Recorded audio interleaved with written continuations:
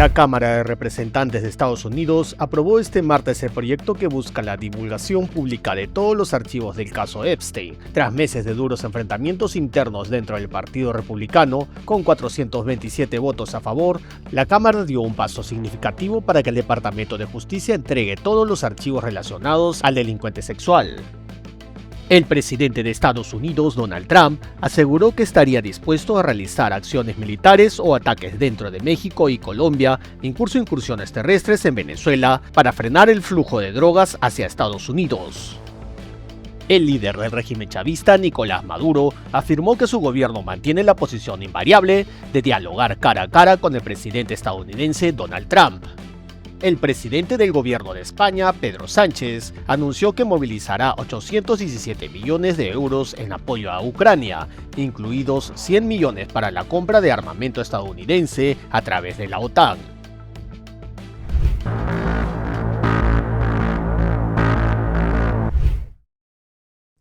La Cámara de Representantes de Estados Unidos aprobó este martes el proyecto que busca la divulgación pública de todos los archivos del caso Epstein, tras meses de duros enfrentamientos internos en el Partido Republicano. Con 427 votos a favor, la Cámara dio un paso significativo para que el Departamento de Justicia entregue los archivos relacionados al delincuente sexual. Muchos analistas consideran que la eventual publicación de estos archivos sería la primera derrota política de Trump, quien se negó a publicar los archivos apenas regresó a la Casa Blanca.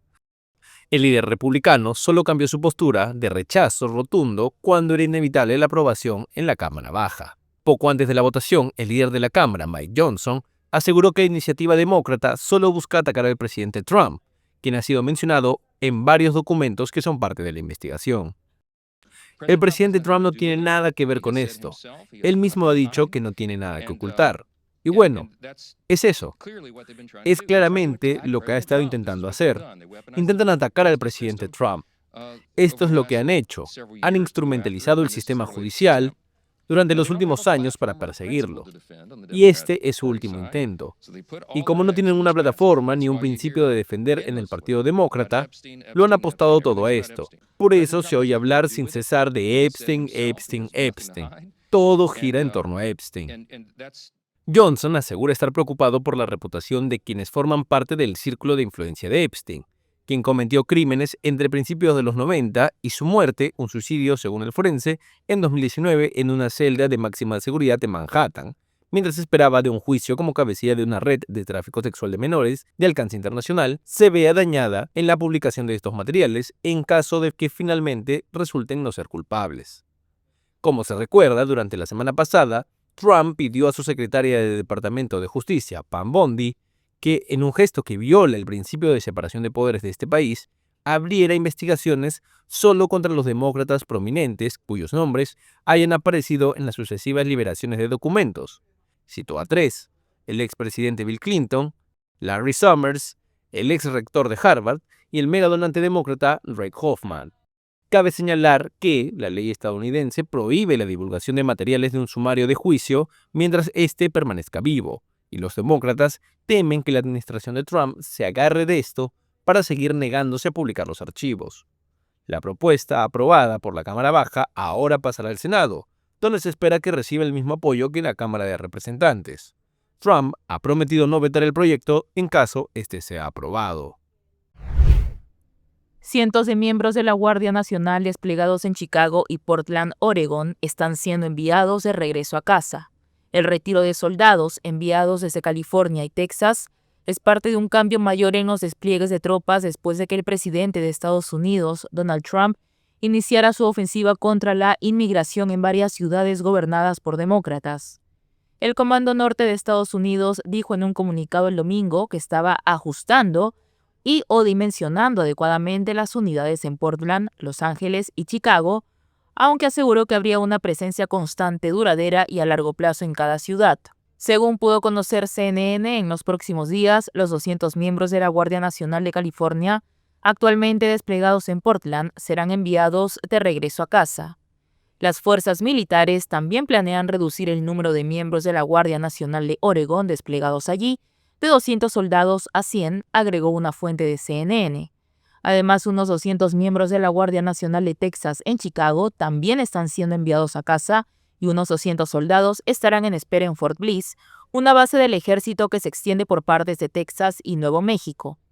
Como se sabe, aproximadamente 300 miembros de la Guardia Nacional de Illinois permanecerán en el área de Chicago, también haciendo entrenamiento sin la autorización legal de realizar operaciones con el Departamento de Seguridad Nacional. Cabe señalar que las ciudades demócratas señaladas por Trump para la participación militar, incluida Chicago, que presentó una demanda separada sobre el asunto, que actualmente está ante la Corte Suprema de Estados Unidos, han estado resistiendo. Argumentan que el presidente no ha cumplido con el umbral legal para desplegar tropas y que hacerlo violaría la soberanía de los estados.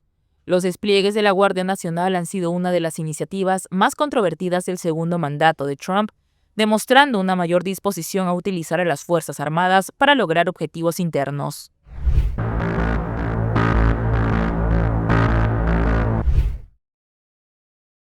El presidente de Estados Unidos, Donald Trump, aseguró que estaría dispuesto a realizar acciones militares o ataques dentro de México y Colombia, e incluso incursiones terrestres en Venezuela para frenar el flujo de drogas hacia los Estados Unidos, diciendo a los periodistas que estaría orgulloso de atacar instalaciones de drogas en otros países. ¿Lanzaría ataques en México para detener el narcotráfico? No tengo problema. Lo que sea necesario para detener el narcotráfico. México... Miren, estuve viendo lo que pasó en la Ciudad de México el fin de semana. Hay graves problemas allá. Si fuera necesario, ¿haríamos allí lo mismo que hicimos con los ríos? Ya casi no entra droga por nuestros ríos. El presidente continuó diciendo que probablemente buscaría la aprobación del Congreso para un ataque en México. ¿Y saben qué? Tanto los demócratas como los republicanos estarían de acuerdo, a menos que estén locos. Esto lo dijo antes de dejar abierta la posibilidad de un ataque similar en Colombia. Colombia tiene fábricas de cocaína donde hacen cocaína. ¿Destruiría esas fábricas? Estaría orgulloso de hacerlo personalmente, dijo Trump. No digo que lo voy a hacer, pero estaría orgulloso de hacerlo, porque vamos a salvar a millones de vidas. En lo que representa una escalada en la narrativa de Trump sobre la guerra contra el narcotráfico, el republicano aseguró que no descarta ninguna opción militar que esté sobre su mesa para poder proteger a los intereses de Estados Unidos. En ese contexto, Trump aseguró que hablar con Nicolás Maduro es una posibilidad. Miren, él le ha hecho un daño tremendo a nuestro país, principalmente por el narcotráfico, pero en realidad porque también tenemos este problema con otros países. Pero más que con ningún otro país, la liberación de presos en nuestro país ha sido un desastre. Ha vaciado sus cárceles. Otros también lo han hecho. No le han hecho ningún favor a Estados Unidos. Así que ya veremos qué pasa. En algún momento hablaré con él. Como se recuerda, el secretario del Ejército de Estados Unidos dijo que sus Fuerzas Armadas están listas si se les pide actuar en Venezuela. Esto se suma a lo sucedido la semana pasada, cuando funcionarios informaron a Trump sobre diversas opciones de operaciones militares que se podrían llevar a cabo dentro de Venezuela. Sí, no va a ocurrir. De hecho, después hubo una aclaración. Lo he mencionado muchas veces en las pláticas que he tenido con el presidente Trump, telefónicas. Él ha sugerido en varias ocasiones, o ha dicho, les ofrecemos una intervención militar de Estados Unidos en México, lo que necesiten para combatir a los grupos delictivos. Pero yo le he dicho en todas las ocasiones que podemos colaborar, que nos pueden ayudar con información que ellos tengan, pero que nosotros operamos en nuestro territorio, que nosotros no aceptamos una intervención de ningún gobierno extranjero. Se lo he dicho por teléfono, lo hemos dicho con el Departamento de Estado, con Marco Rubio, y ellos han entendido. Tan es así que el entendimiento que tenemos con ellos es de colaboración y de coordinación, y los primeros puntos queda muy claro el respeto a la soberanía, el respeto a nuestra territorialidad y que hay colaboración y coordinación sin subordinación. Eso ha quedado muy claro. Después sacaron un comunicado de que a menos que nosotros lo pidiéramos, ellos intervendrían y nosotros no lo vamos a pedir. Y no lo vamos a pedir porque nosotros no queremos intervenciones de ningún gobierno extranjero. Y hay colaboración y hay coordinación, pero ni hay subordinación ni podemos permitir una intervención. Ya lo dije la última vez que Estados Unidos vino a México, con una intervención se llevó la mitad del territorio. Entonces, no es que no se quiera un apoyo, sí, pero no con tropas extranjeras, eso es otra cosa. Entonces, y vamos avanzando además. Diálogo. El presidente de Venezuela, Nicolás Maduro, afirmó el lunes que su gobierno mantiene la posición invariable de dialogar con el mandatario estadounidense Donald Trump, quien más temprano afirmó que en algún momento hablaría con su par venezolano. Así que este país está en paz. Este país va a continuar en paz. Y en Estados Unidos, el que quiera hablar con Venezuela, se hablará. Face to face, cara a cara, sin ningún problema. En septiembre, Maduro invitó a Trump a preservar la paz con diálogo. En una carta en medio del despliegue militar ordenado por el líder republicano en el Caribe, la propuesta fue rechazada en esa oportunidad por Washington, que le acusa de encabezar redes de narcotráfico. Ratificamos que solo a través de la diplomacia se deben entender los países libres, los gobiernos, y solo a través del diálogo se deben buscar puntos comunes en temas de interés mutuo. Desde el 2 de septiembre, Estados Unidos acumula una veintena de ataques a embarcaciones en el Caribe y el Pacífico, con al menos 83 muertos. Venezuela ha denunciado estos bombardeos como ejecuciones extrajudiciales.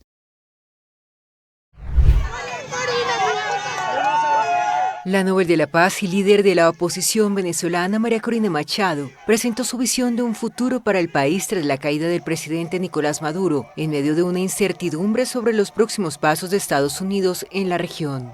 Estamos en el umbral de una nueva era, una en la que nuestros derechos naturales prevalecerán. Este largo y violento abuso de poder de este régimen está llegando a su fin. Una nueva Venezuela emerge de las cenizas, renovada en espíritu y unida en un propósito, como un ave fénix renacida, feroz. Mientras tanto, Estados Unidos movilizó una flotilla de guerra hacia el Caribe y el Pacífico, lo que ha generado especulaciones sobre su papel en la crisis venezolana. Maduro, por su parte, denuncia que estas operaciones son un intento de desestabilizar su régimen. En las últimas horas, el presidente estadounidense Donald Trump asomó la posibilidad de una negociación con Maduro sin ofrecer detalles. No hay lugar para el miedo. Por todo ello, volveremos a levantar una sociedad libre en la cual el gobierno va a servir a sus ciudadanos. Y el propósito supremo del Estado será salvaguardar los derechos naturales de todos los venezolanos. En el video publicado en redes sociales, Machado no se limitó a hablar sobre la caída de Maduro, sino que proyectó la visión de una Venezuela renovada, un país basado en el respeto a los derechos humanos, la democracia y una economía libre, un futuro sin temor, sin fraude electoral y con un gobierno verdaderamente al servicio de su gente. El mundo no puede darles la espalda. El régimen criminal debe rendir cuentas, porque Venezuela solo se levantará plenamente cuando quienes cometieron crímenes de lesa humanidad sean juzgados por la ley y por la historia.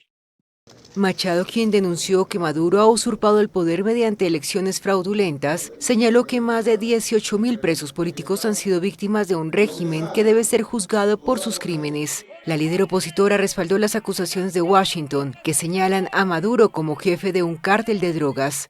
Hasta el momento, las fuerzas estadounidenses en la región han bombardeado una veintena de supuestas narcolanchas con saldo de al menos 83 muertos.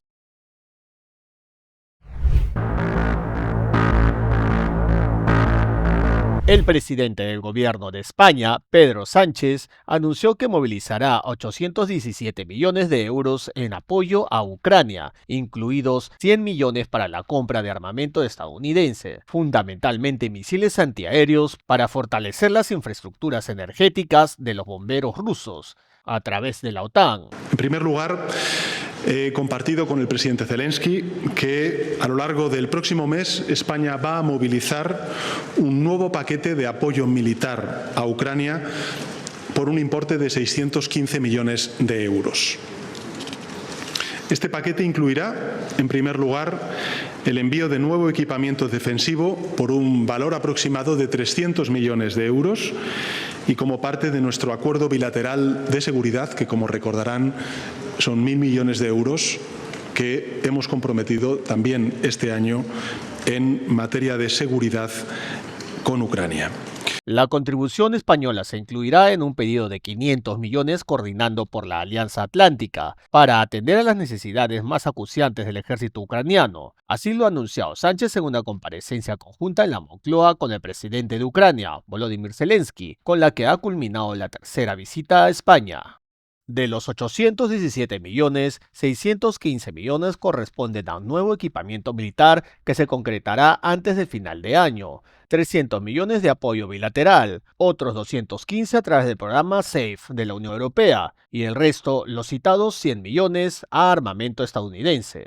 Estas cantidades ya estaban previstas en el Acuerdo de Cooperación en Defensa y Seguridad que, por valor de 1.000 millones anuales, firmaron Sánchez y Zelensky el año pasado. Además, el gobierno pondrá en marcha un programa de crédito para financiar con 200 millones de la participación de empresas españolas en la reconstrucción de sectores como los de agua, energía y transporte, y aportará 2 millones a un programa de Naciones Unidas para restablecer la calefacción en la localidad de Samar, con 28.000 vecinos. El presidente ucraniano se encuentra de visita oficial en España, procedente de Francia y Grecia, en el marco de una gira que busca persuadir a sus aliados europeos de que incrementen la ayuda militar al país invadido.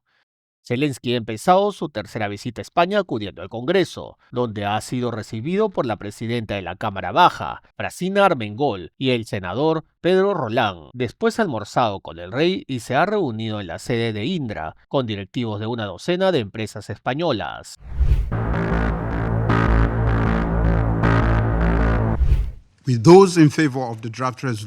El Consejo de Seguridad de la ONU votó el lunes a favor de una resolución estadounidense que refuerza el plan de paz para Gaza del presidente Donald Trump, que incluye el despliegue de una fuerza internacional y un camino hacia un futuro Estado palestino. Hubo 13 votos a favor del texto, con abstenciones de Rusia y China y sin vetos.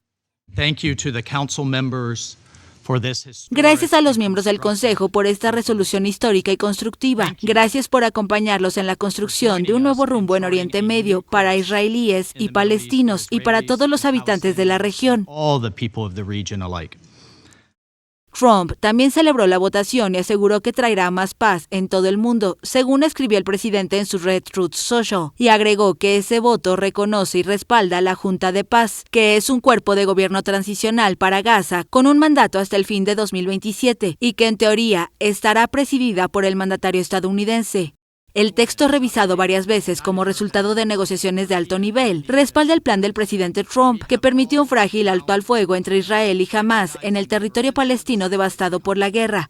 El plan de paz autoriza la creación de una fuerza internacional de estabilización que trabajaría con Israel y Egipto y con policías palestinos recién entrenados para ayudar a asegurar las áreas fronterizas y desmilitarizar la franja de Gaza.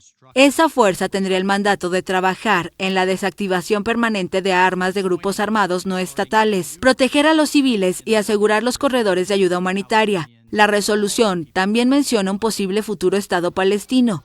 El grupo Hamás lamentó en un comunicado la adopción de esta resolución, pues aseguró que no responde a las exigencias y los derechos de los palestinos, sino que impone un mecanismo de tutela internacional a la Franja de Gaza, lo que su pueblo, sus fuerzas y sus componentes rechazan, e impone un mecanismo tendiente a alcanzar los objetivos de Israel. El primer ministro de Israel, Benjamín Netanyahu, afirmó la aprobación por el Consejo de Seguridad de la ONU de una resolución basada en el Plan de Gaza de Trump, que dicho plan conducirá a la paz, porque establece la desmilitarización total, el desarme y la desradicalización del territorio palestino. En un mensaje publicado en X el martes 18 de noviembre del 2025, Netanyahu felicita a Trump por la aprobación de la resolución, que establece una fuerza internacional que velará por el proceso de la desmilitarización de la Franja de Gaza y desarme de los grupos armados, así como protegerá a los civiles y capacitará una nueva fuerza policial palestina. Creemos que el plan del presidente Trump conducirá a la paz y la prosperidad porque insiste en la desmilitarización total, el desarme y la desradicalización de Gaza, dice el mensaje. La resolución aprobada con 13 votos a favor y las abstenciones de China y Rusia ha suscitado el rechazo del grupo Hamás, para quien el desarme es un asunto interno y dicha fuerza no debe encargarse de él porque, de hacerlo, dejaría de ser neutral. Cualquier discusión sobre el tema de las armas debe permanecer como un asunto nacional interno, conectado a un camino político que asegure el fin de la ocupación, el establecimiento del Estado de Palestina y la autodeterminación, enfatizó Hamás sobre el desarme.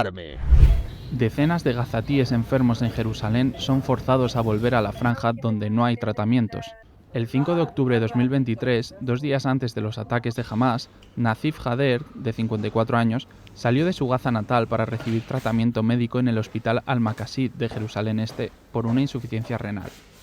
La ofensiva israelí le impidió regresar, pero ahora, más de 2 años después, con un enclave palestino arrasado y a la espera de un trasplante de riñón, desde el centro hospitalario le dicen que debe volver a Gaza, algo que para él es lo mismo que condenar la muerte.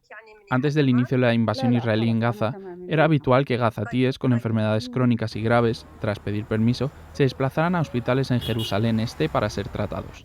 Ahora la situación ha cambiado. Volver a la franja para tratarse se ha vuelto imposible, lo que genera angustia e incertidumbre como la que siente la madre de Yamen, un gazatí de 16 años. Ambos llevan también más de 2 años en este hospital al que el niño acudió para tratarse de una enfermedad rara. A la madre de Yamen le aterroriza la idea de volver a Gaza, donde su marido vive en una tienda de campaña. Su casa se encuentra en la bautizada como Línea Amarilla, el punto al que se han replegado las tropas israelíes y los civiles tienen prohibido el acceso. Todos se aferran a la esperanza de que algún país les acoja para poder ser tratados antes de que desde el hospital fuercen su salida a Gaza.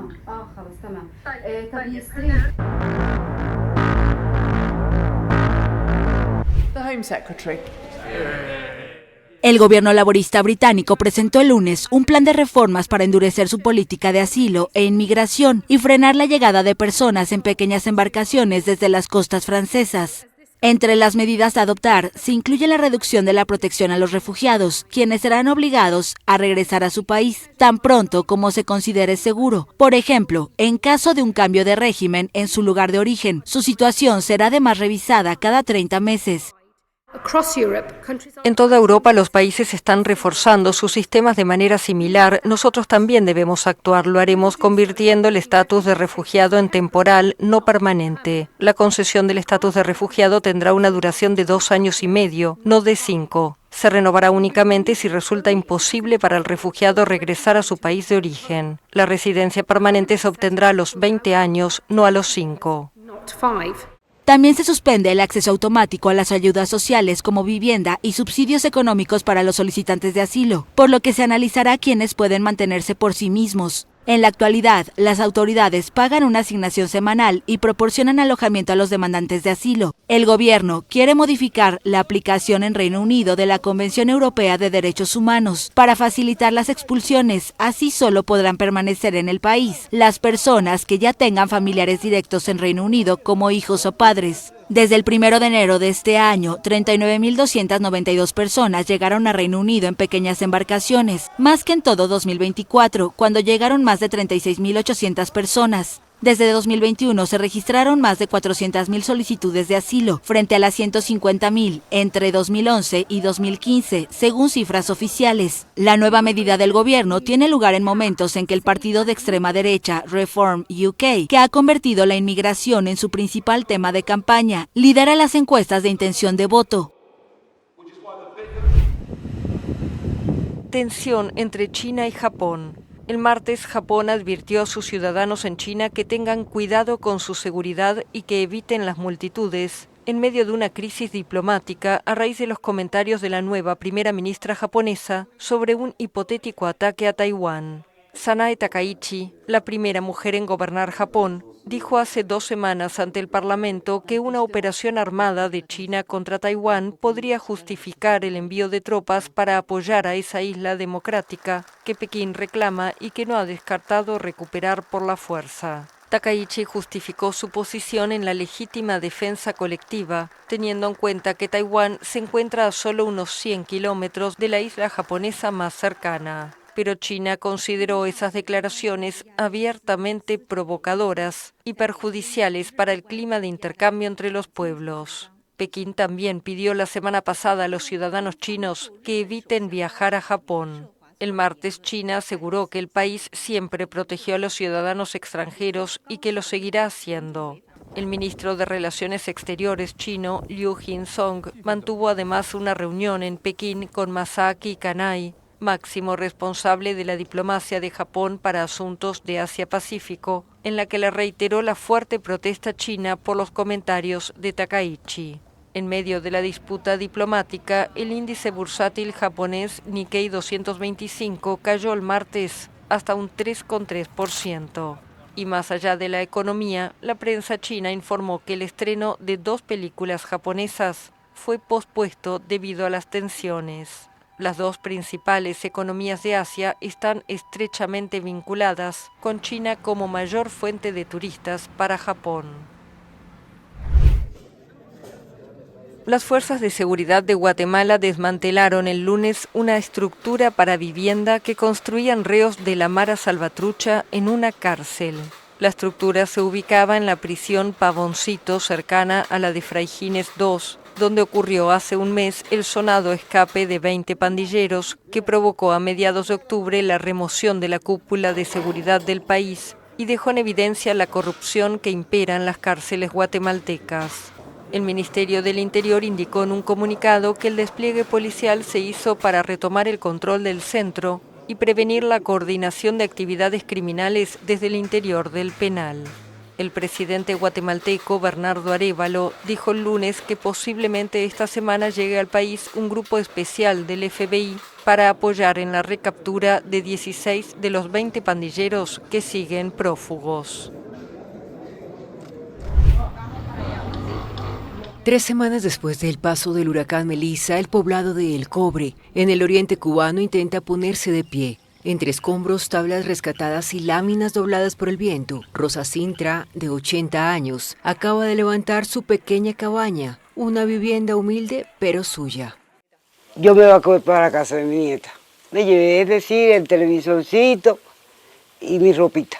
Lo demás lo dejé aquí porque no pensé que iba a pasar lo que pasó.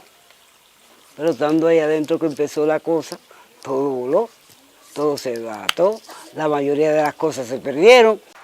Como Rosa, miles de familias tratan de reconstruirse. Melissa golpeó a Cuba con categoría 3 y vientos de casi 200 kilómetros por hora sobre una isla ya debilitada por la crisis económica, la escasez y una epidemia de chikungunya. Según cifras de Naciones Unidas, 150.000 viviendas resultaron dañadas y 50.000 personas continúan en refugios. En El Cobre, un pueblo de unos 7.000 habitantes situado en la provincia de Santiago de Cuba, la situación sigue siendo crítica. La mitad del pueblo permanece sin electricidad y aunque el gobierno distribuye tejas para reparar techos, la ayuda es insuficiente. Miren, todas esas tejas, ven a ver, miren. Mira para allá. Me dieron 23 tejas nada más y se lleva 49 la casa completa. Faltan 25, vamos a ver. A las carencias se suman los brotes de chikungunya, que ya afecta a un 30% de los 9,7 millones de la población cubana. Médicos y voluntarios trabajan incluso después de sus turnos para atender a los enfermos y ayudar en la reconstrucción. La parroquia local, por su parte, ha organizado brigadas que levantan viviendas casa por casa. Hemos levantado 4 casas. Una la levantamos desde cero, dejamos al señor que vive solo Lo dejamos con su casa ahí bien cobijadito. Las otras sí han sido de techo. Le hemos puesto techo. Hoy mismo hicimos 2. Mañana pretendemos hacer 2 más. Mientras la ayuda internacional llega lentamente, la comunidad enfrenta un reto que no es solo material, sino también emocional. Con más de 160.000 hectáreas de cultivos arrasadas y miles de familias aún sin electricidad, la recuperación del cobre será larga, pero sus habitantes continúan esforzándose para volver a empezar. Resuelve por unanimidad de los miembros presentes destituir. La justicia argentina destituyó el martes a la jueza Julieta McIntosh por haber participado de un documental clandestino sobre el proceso por la muerte de Diego Maradona cuando integraba el tribunal. El escándalo obligó en mayo pasado a anular el juicio que intentaba determinar la eventual responsabilidad del equipo médico de Maradona en su muerte en 2020. Según el fallo del juicio político adoptado por unanimidad, la jueza cometió abuso de autoridad, entre otros cargos. Además de destituirla, la inhabilitaron para ocupar cualquier otro puesto en la justicia. Fueron 5 años de mucha lucha de la familia y me parece que hoy estamos todos para que esta jueza pague lo que tenga que pagar. McIntosh, de 48 años y que había pedido la absolución, no estuvo presente para escuchar el veredicto. En audiencias previas aseguró que accedió a dar una entrevista, pero que no sabía que harían un documental sobre el caso. Pero la Fiscalía la acusó de mentir y de autorizar el ingreso del equipo de filmación al juzgado. El grupo tomó imágenes de las audiencias para un documental titulado Justicia Divina, cuya grabación fue hallada en allanamientos. El material provocó la anulación del juicio cuando llevaba más de 20 audiencias y había escuchado 44 testimonios, entre ellos los de las hijas de Maradona, Dalma, Janina y Hanna, que deberán volver a testificar. El nuevo proceso por la muerte de Maradona empezará en marzo.